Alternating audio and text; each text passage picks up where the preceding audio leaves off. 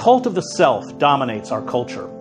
This cult shares within it the classic traits of psychopaths: superficial charm, grandiosity, and self-importance, a need for constant stimulation, a penchant for lying, deception, and manipulation, and the incapacity for remorse or guilt.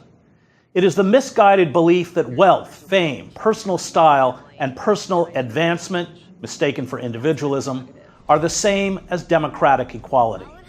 It is the celebration of image over substance. Fame and wealth are their own justification, their own morality.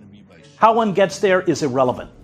And as we sink into an economic and political morass, as we barrel toward a crisis that will create more misery than the Great Depression, we are controlled, manipulated, and distracted by a society awash in electronic hallucinations and social media. The consumer culture and the cult of the self are not designed simply to entertain.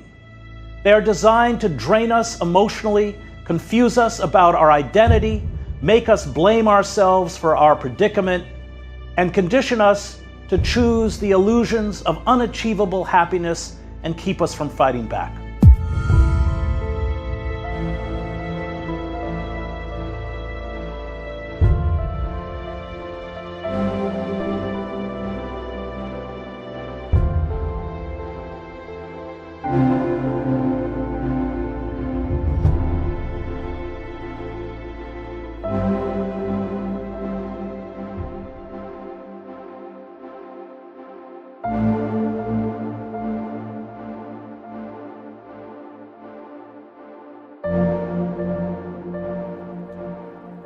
Nessa semana, o Museu Metropolitano de Arte em Nova York hospedou o Met Gala.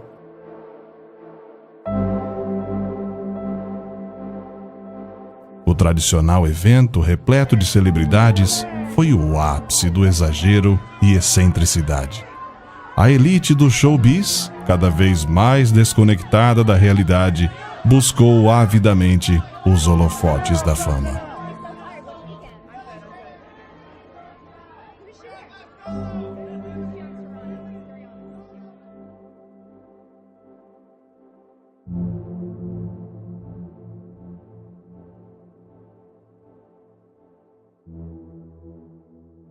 I'm interviewed in the film, and I think one of the things I say in the film is that this is what happens with all dying cultures, that this is really about the cult of death.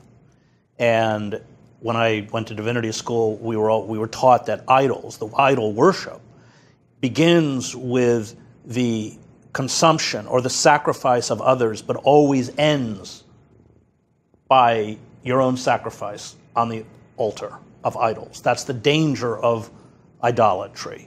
And I think that's what this film very powerfully illustrates, is that a culture that kneels before these idols slays itself.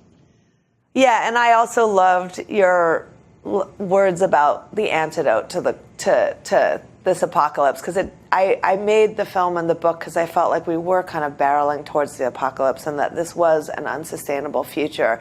But I loved what you said about how authentic culture can provide us a way to think critically about what's around us. And that's really what my work has been about, is having a way to deconstruct the culture around us so we can kind of see the matrix that we're in and hopefully have a little agency over it.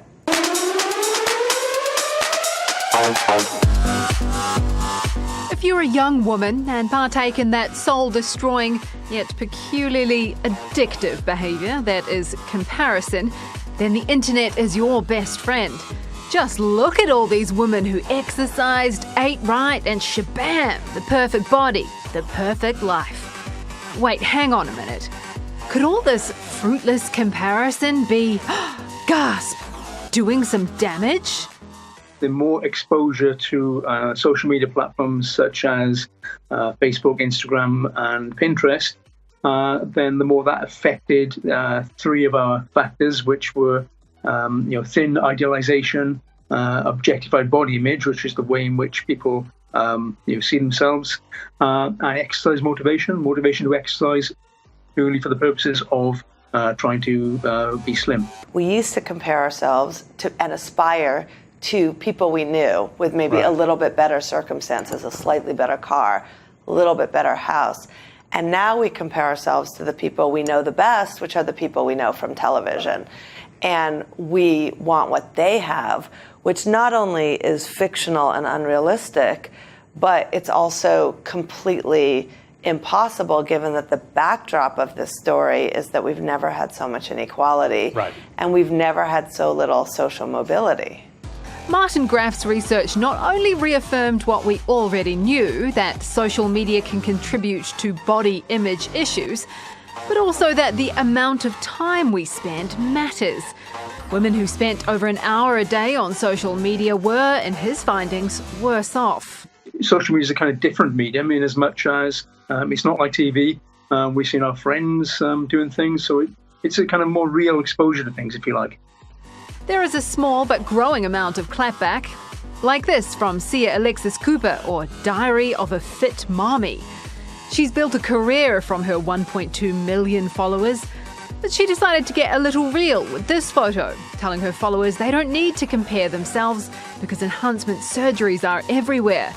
Even though a few posts earlier, she'd posted this ad selling protein powder. Now, of course, this is nothing new. Ever since the advent of Photoshop, we've all been warned about the dangers of airbrushing or using waist trainers, or even just the difference a little change in lighting can make.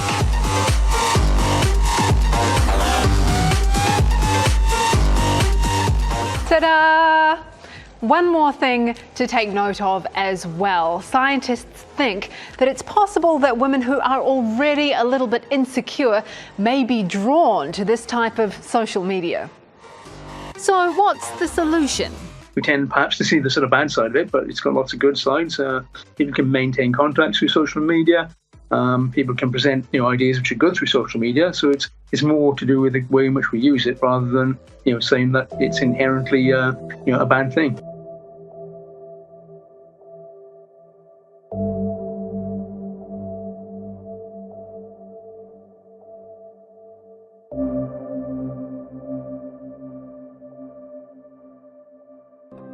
Through my photography, 25 years of kind of looking at the culture, I realized at a certain point that it was evidence of the sea change in American life, and that's something we've exported around the world. Generation Wealth is a look at how the American dream has changed and really how we've all changed with it. That we've kind of gone from values of hard work and frugality and discretion, the values of my parents' generation, to a culture that just prizes bling and celebrity and narcissism. The reason it matters is because it really leads to a kind of cycle of addiction and dissatisfaction. And you see with kids today, when you ask them what they want to be when they grow up, the most common reply is rich and famous. And there's a therapist in the film who told me that that leads to depression and anxiety. We used to compare ourselves to our neighbors, keeping up with the Joneses down the road. But now we compare ourselves to the people we actually often feel like we know better, which are the people we know from TV. In the film, my own son says he feels like he knows the Kardashians better than his own neighbors, and that's what's happened. And the research shows that the more we see those images of luxury and affluence, which have become much more dominant in the media, the more we think that's normal and the more we want those things.